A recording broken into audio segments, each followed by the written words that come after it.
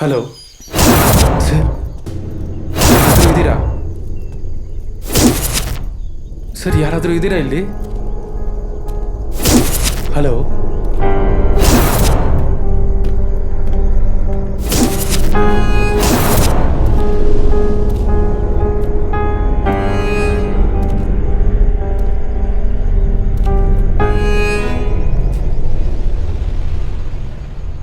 ನಮಸ್ತೆ ಸರ್.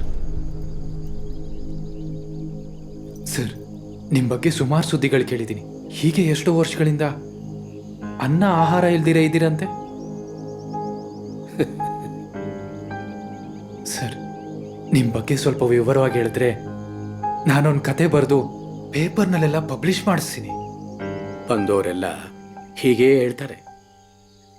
ಸಂಶೋಧನೆ ಮಾಡ್ತೀವಿ ಅಂತಾರೆ, ನೀನು ಕತೆ ಬರಿತೀನಿ ಅಂತೀಯಾ, ಇನ್ನೇನಾದರೂ ಹೇಳ್ತೀನಿ ಅಂತ ಹೋಗು.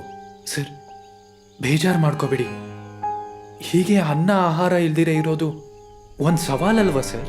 ಸವಾಲೋ ರುಮಾಲೋ ಹೀಗೆ ಇರಬೇಕು ಅನಿಸಿದೆ, ಇದೀನಿ. ಅದು ಹಾಗಲ್ಲ. ಅದು ಹಾಗೂ ಅಲ್ಲ ಹೀಗೂ ಅಲ್ಲ.